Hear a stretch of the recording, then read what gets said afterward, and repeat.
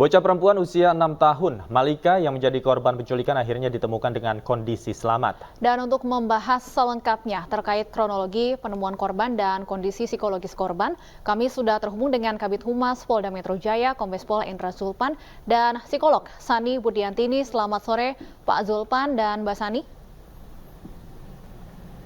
Selamat sore. Baik, saya ingin ke Pak Zulpan terlebih dahulu. Pak Zulpan, seperti apa sebenarnya kronologi penemuan dari Malika? Siapa yang pertama kali menemukan atau melaporkan keberadaan dari Malika? Ya, baik, terima kasih. Tentunya yang pertama kita prihatin dengan adanya kasus ini. Ya, di samping tentunya kita juga apresiasi terkait dengan pengungkapan kasus ini oleh Polres Metro Jakarta Pusat dan juga Polda Metro Jaya. Kasus ini tentunya seperti kita ketahui terjadi pada tanggal awalnya dilaporkan 7 Desember tahun 2022. Jadi setelah 28 hari kasus ini baru bisa diungkap kemarin. Tentunya ini adalah hasil penyelidikan yang mendalam oleh tim dari Polres Metro Jakarta Pusat dan juga tim dari Polda Metro Jaya. Tentunya ini adalah kasus yang menjadi atensi dari Bapak Kapolda Metro Jaya, sehingga kita membentuk tim khusus hingga akhirnya bisa kita ungkap.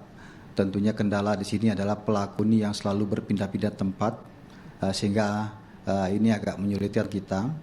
Hingga akhirnya semalam bisa kita dapatkan pelaku ini pada saat dia sedang melakukan kegiatan membawa gerobaknya, dan juga di dalam gerobak itu ternyata di dalamnya ada korban, yaitu Ananda Malika, yang berada di dalam gerobak yang sedianya memang sesuai dengan doktrin yang dia berikan kepada korban ini untuk tidak keluar dari gerobak.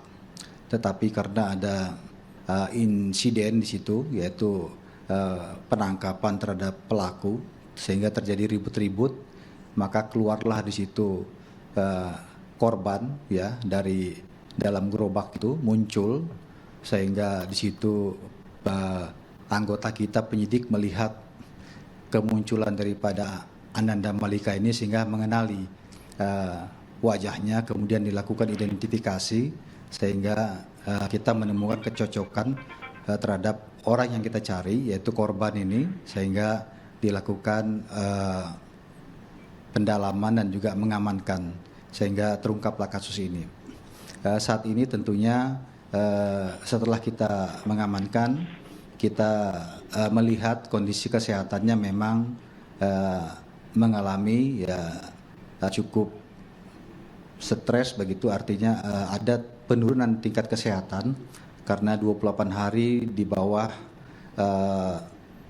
tekanan, ya di bawah kegiatan yang dipaksakan oleh pelaku, yaitu turut melakukan kegiatan memulung di bawah tekanan yang dilakukan oleh pelaku, sehingga sesuai dengan arahan pimpinan Polri, Bapak Kapolri, dan juga sesuai dengan perintah Bapak Kapolda Metro Jaya, di mana kita di samping melakukan pengungkapan kasus ini, juga kita memberikan tentunya adalah dari sisi kemanusiaan, yaitu bantuan pertolongan kesehatan terhadap korban, karena kita tahu, sebagaimana kita ketahui, bahwa korban ini masih berusia 6 tahun.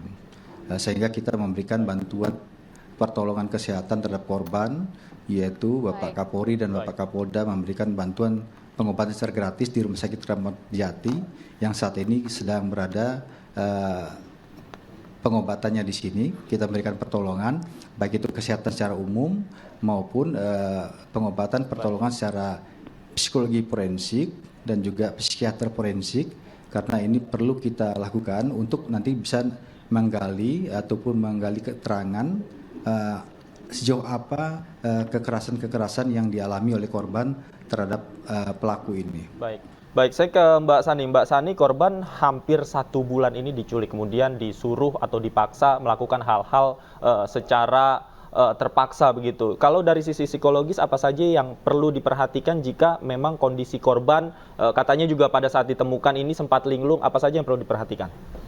Ya, yang pertama memang kondisi kondisi fisik kesehatan harus terjamin saat ini. Jadi saya yakin pihak dokter juga akan memantau, menganalisa apa yang perlu dibutuhkan ya untuk kelangsungan kehidupan. Namun yang tidak kalah penting adalah kondisi psikis anak. Yang saat ini harus dilakukan adalah tidak bertanya terlebih dahulu terhadap apa yang dialami. Jadi kita lebih memberikan perhatian, mengembalikan dia kepada orang tua dengan kasih sayang gitu ya. Walaupun itu mungkin di rumah sakit ya. Kemudian juga diajak bermain ya, diberikan apa yang dia suka ya, yang dia minati sehingga akan menurunkan stres. Nah, dengan menurunnya tingkat stres, kualitas kebahagiaannya juga meningkat. Nanti bisa dilakukan untuk tujuan pemeriksaan selanjutnya. Namun saat ini kita tidak menyarankan untuk bertanya di saat seperti ini karena kita tahu keadaan ini keadaan traumatis buat seorang anak dan tidak mudah. Jadi ketika itu dilakukan satu mungkin pertanyaan yang berat, ini akan menimbulkan retraumatisasi yang akhirnya meningkatkan stres pada anak. Baik, Mbak Sani, pelaku ini merupakan residivis kasus pencabulan. Kita tahu dalam kondisi normal, korban kasus pencabulan ini seharusnya identitasnya kan tidak dipublikasikan. Namun karena berawal dari kasus penculikan, saat ini identitas dari korban sudah tersebar di mana-mana. Ini akan berdampak tidak nantinya terhadap psikologis dari korban? Iya, karena ini kasus penculikan ya, menjadi sangat sulit untuk tidak menyebarkan karena memang identitas ini diperlukan untuk pencarian. Tapi sekali memang ini bisa jadi memang bumerang pada korban karena identitas tersebar.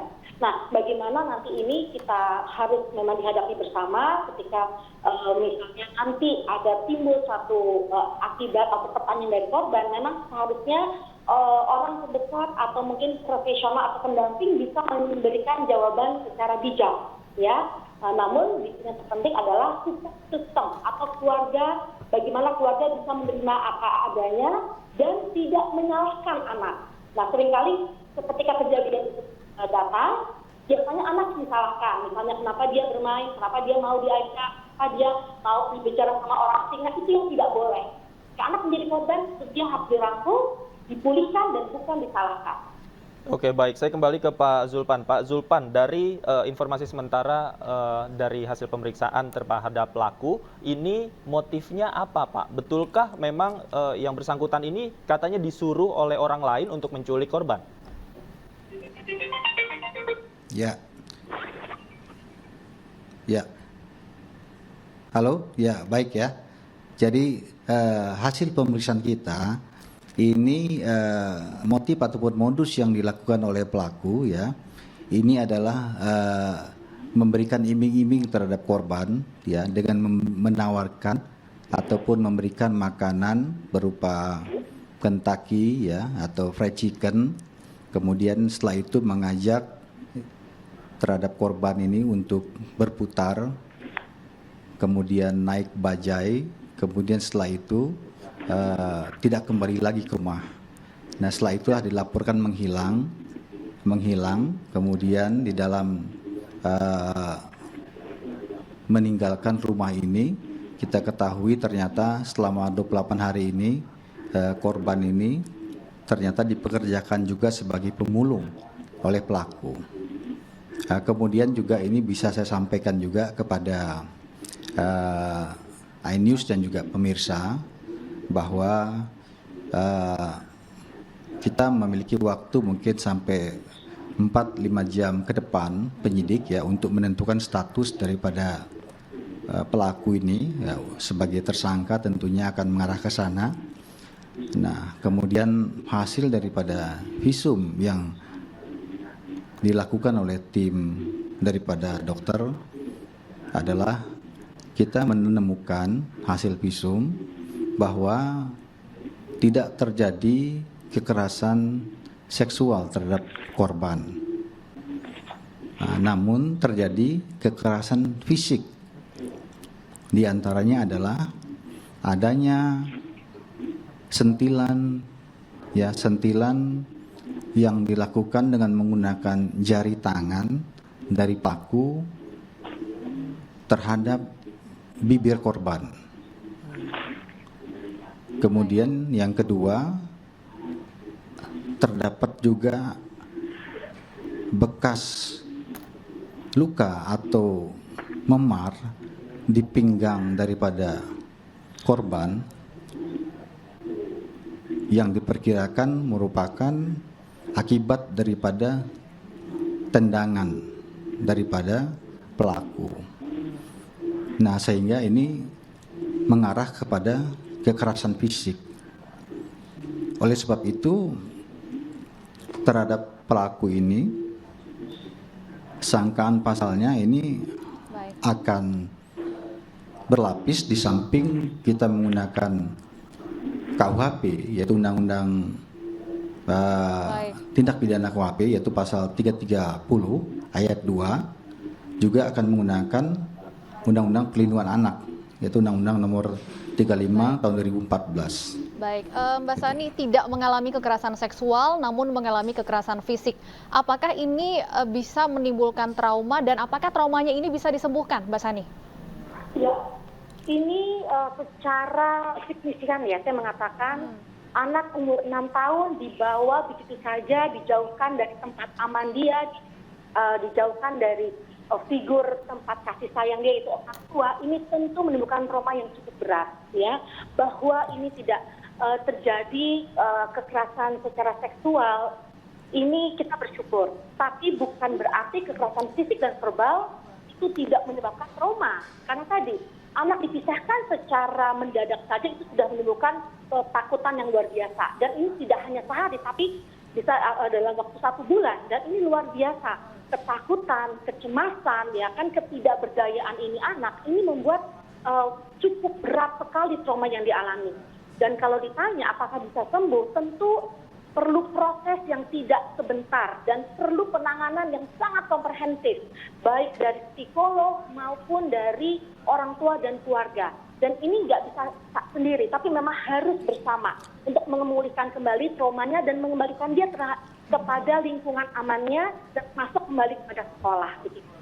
Baik. Artinya memang pemulihan trauma terhadap korban ini sangat penting untuk dilakukan. Baik, terima kasih Mbak Sani Budiantini, Pak Zulpan juga terima kasih. Kita tunggu peningkatan status pelaku menjadi tersangkanya nanti seperti apa. Terima kasih Pak Zulpan dan Mbak Sani sudah bergabung bersama kami di Anju Sore. Selamat sore.